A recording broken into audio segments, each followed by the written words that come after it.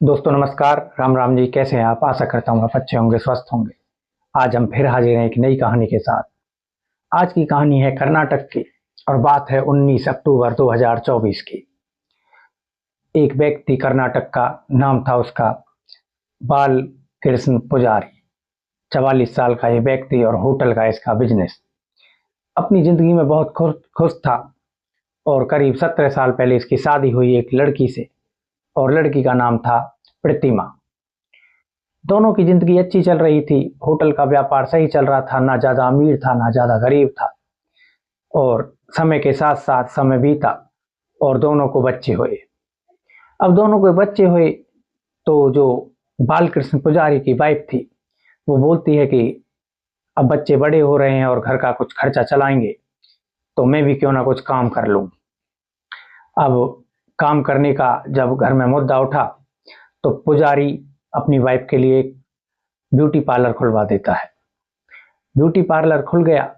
दोनों अपनी अपनी लाइफ में अपने अपने काम में लग गए। बढ़िया काम चल रहा था, बच्चे पढ़ रहे थे, जिंदगी अच्छी बीत रही थी। लेकिन इसी बीच कोरोना आ जाता है और कोरोना में जो प्रतिमा होती है उसका ब्यूटी पार्लर बंद हो जाता है। अब ये प्रतिमा का भाई संदीप बालकृष्ण पुजारी का बहुत अच्छा दोस्त था। साला भी दोस्त भी। दोनों की दोस्ती यारी ऐसी जैसे जय वीरू की। ये आया 19 अक्टूबर के जो बात है, लेकिन अगस्त अगस्त के महीने में बालकृष्ण पुजारी की तबीयत अचानक खराब होती है। तबीयत खराब हुई, हॉस्पिटल ले जाया गया। पहले छोटे हॉस्पिटल में ले जाया गया, फिर उसके बाद एक एक करके 9 हॉस्पिटल चेंज किए गए। अच्छे अच्छे हॉस्पिटलों में पुजारी को दिखाया जा रहा था, लेकिन डॉक्टरों को बीमारी पकड़ नहीं आ रही थी। बड़ी समस्या वाली बात, बीमारी क्या हुई, कभी पुजारी ठीक हो जाता और कभी फिर उसके उल्टी, दस्त, वोमिटिंग और बुखार और चक्कर आना, कमजोरी, ऐसी बीमारी से वो परेशान रहने लगा। संदीप और उसकी वाइफ और उसके घर वाले उसे अलग अलग हॉस्पिटलों में ले जा रहे। अब इलाज चल रहा था एक हॉस्पिटल में, और वहां इसे जॉइंटिस भी पाई गई, खून का कम होना। तो इसे इलाज दिया गया और 19 अक्टूबर 2024 को डॉक्टर कहते हैं कि अब पुजारी बिल्कुल ठीक है और आप इन्हें घर लेकर जा सकते हैं। अब बालकृष्ण पुजारी को डिस्चार्ज मिल गया था और वो घर पहुंच गया। घर पहुंचा तो सारी फैमिली वाले खुश, जश्न मना रहे थे। करीब 2 महीने बाद उनका बेटा, उनका रिश्तेदार, किसी का चाचा, किसी का ताऊ, किसी का भैया, किसी का जीजा और 2 बच्चों का पिता, सभी खुश थे, जश्न मना रहे थे। लेकिन शाम को 19 अक्टूबर को जो प्रतिमा होती है वो बोलती है कि ठीक है, अब ये घर आ गए हैं और इन्हें आराम की जरूरत है, तो सभी अब अपने घर जा सकते हैं और आराम कर सकते हैं, परेशान होने की जरूरत नहीं है। एक दो बार जो रिश्तेदार होते हैं वो बोलते भी हैं कि नहीं, हम आज रुकेंगे, लेकिन थोड़ा कन्विंस करने के बाद सभी अपने घर चले जाते हैं। सभी के घर आसपास थे, सभी घर चले गए। अब प्रतिमा का भाई संदीप बचता है, जो बालकृष्ण पुजारी का अच्छा दोस्त भी था। तो जो उसकी बहन होती है वो उससे बोलती है कि संदीप, अब तुम भी घर जाओ, आराम करो, थक गए होगे, अब मैं यहाँ हूँ और मैं इनका ख्याल रखूंगी और इनको आराम करने दो। संदीप बोलता भी है कि नहीं, मैं कल जाऊंगा, लेकिन बहन के कहने के बाद वो घर चला जाता है। अब घर पर सिर्फ ये प्रतिमा और उसके बच्चे, बालकृष्ण पुजारी अपने कमरे में आराम कर रहा होता है और उसके माँ बाप अलग कमरे में जाकर रेस्ट करने चले जाते हैं। अब रात हो जाती है और रात को करीब 11 बजे के आसपास एक शख्स आता है पुजारी के घर में अचानक, और सीधा आकर घुस जाता है बाथरूम में। घर का मेन डोर खुला हुआ था और वो डोर खुला रखा था प्रतिमा ने। अब प्रतिमा उठती है, बाहर जाती है और चेक करती है कहीं कोई देख तो नहीं रहा, और दरवाजा लॉक करती है। अब जो वो शख्स था बाथरूम में, वो निकलता है और दोनों जाते हैं बालकृष्ण पुजारी के कमरे में। वहां जाकर तकिया उठाते हैं और तकिया उठाकर वो शख्स बालकृष्ण पुजारी का मुंह दबा देता है। मुंह दबा रहा था, अब पुजारी छटपटा रहा था, हाथ पैर मार रहा था। तभी प्रतिमा आती है, उसके शरीर पर बैठती है और उसके पैरों को पकड़ लेती है। अब जब तक उसकी तकिया से मुंह दबाया जाता है, जब तक वो शांत नहीं हो जाता। अब पुजारी शांत हो चुका था। दोनों उठते हैं, उसकी सांस देखते हैं, नब्ज देखते हैं, और जब कन्फर्म हो जाता है कि अब पुजारी मर चुका है, तो प्रतिमा फिर बाहर जाती है, देखती है कोई है तो नहीं, और जो वो शख्स था वो भाग जाता है। अब यहां से कहानी स्टार्ट होती है और खेल चालू होता है।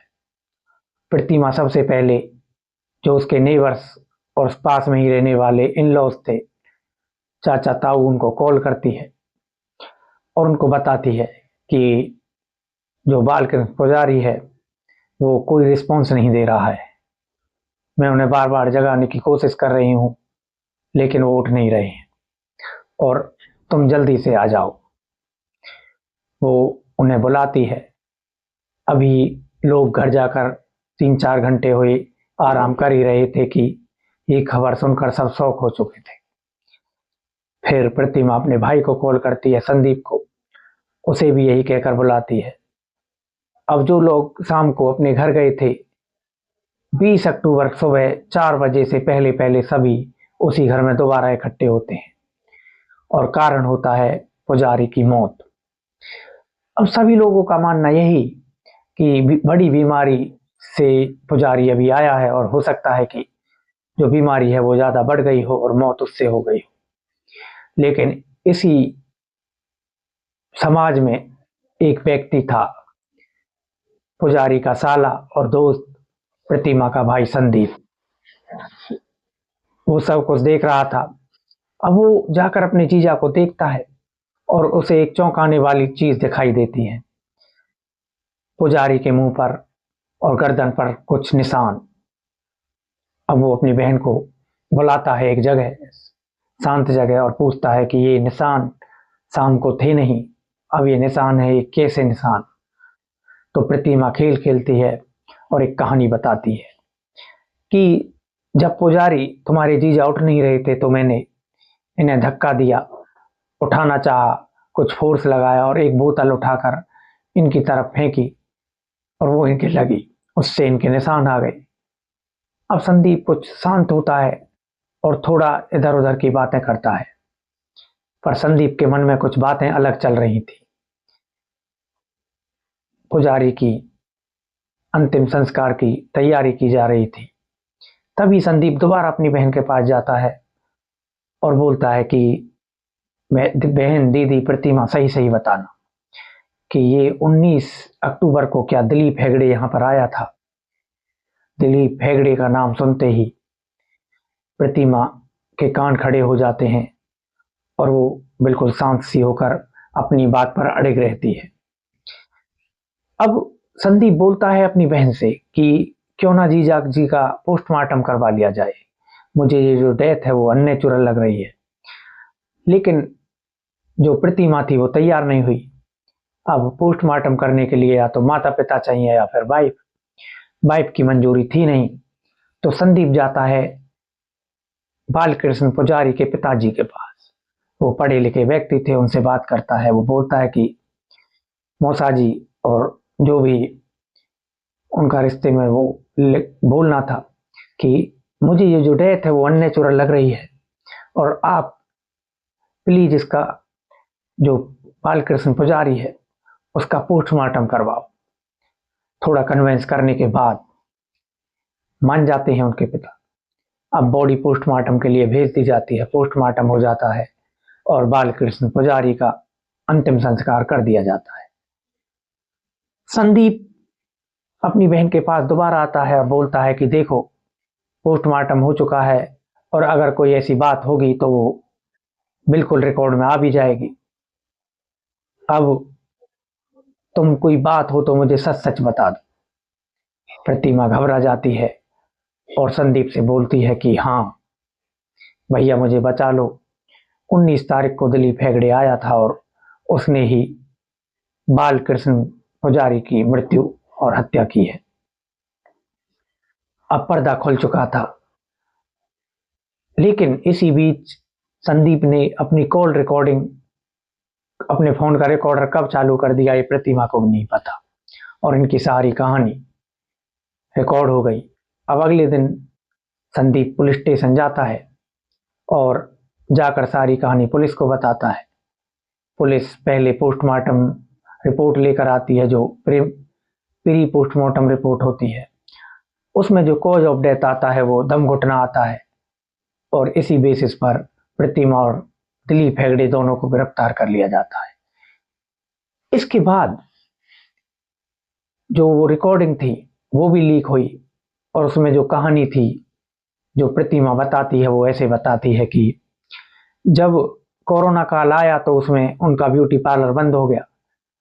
मैं बिल्कुल अकेली, कोई काम नहीं, फ्री रहती तो सोशल मीडिया पर जाती।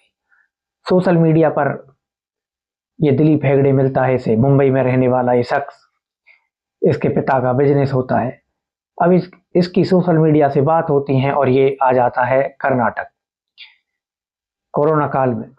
अब इनकी मुलाकात होती है और मुलाकात अपनी लिमिट क्रॉस कर कर बहुत आगे बढ़ जाती है। अब दोनों एक दूसरे के बिना रहने की कसम खा लेते हैं और प्लान बनाते हैं पुजारी को मारने का। अब पुजारी को मारने के लिए किसी चीज की जरूरत थी, तो ये इंटरनेट के माध्यम से सर्च करते हैं, तो इन्हें एक तरीका मिलता है स्लो पॉइजन देकर मारने का। अब ये रिसर्च करते हैं तो इन्हें स्लो पॉइजन के कुछ केमिकल्स का नाम पता लगता है, जो अक्सर कॉलेजों की लैब्स वगैरह में यूज किए जाते हैं। अब जो ये दिलीप हेगड़े होता है, ये फेक स्टूडेंट बनकर केमिकल का इंतजाम करता है, और जुलाई में ये प्रतिमा को ये केमिकल देता है, और प्रतिमा उसके खाने में मिलाकर पुजारी को इसे खिला रही होती है। उसके बाद पुजारी की तबीयत खराब होने लग जाती है, लेकिन रिश्तेदारों ने उसको एडमिट करवा दिया हॉस्पिटल में। अब उसकी जान बच गई, तो ये प्लान कामयाब हुआ नहीं। अब प्रतिमा और दिलीप हेगड़े एक डिसीजन लेते हैं कि क्यों ना इसे आज ही निपटा दिया जाए, लोगों को ये भी लगेगा कि बीमारी के कारण ये मर गया है। अब ये साजिश रचते हैं, ये दिलीप हेगड़े को बुलाती है। दिलीप हेगड़े 100 मीटर 200 मीटर दूर गाड़ी खड़ी करके आता है, अंदर घुसता है, दोनों पुजारी को मारते हैं और एक नई कहानी रचते हैं। लेकिन कहानी रचने से कुछ होता नहीं। एक साला जिसने अपने जीजा के लिए अपनी बहन को और उसके कातिल को जेल भिजवाया। अब दोनों पर केस चल रहा है मर्डर का, और दोनों को सजा मिलेगी। क्राइम से कोई बच नहीं पाया और ना ही बचेगा। तो दोस्तों, ये थी आज की क्राइम की कहानी। अगर आपको पसंद आई तो कृपया कमेंट जरूर करिएगा, मेरे चैनल को सब्सक्राइब करें और अपना सपोर्ट दें। कल फिर हम मिलेंगे एक और ऐसी कहानी के साथ। कल तक के लिए राम राम जी, नमस्कार।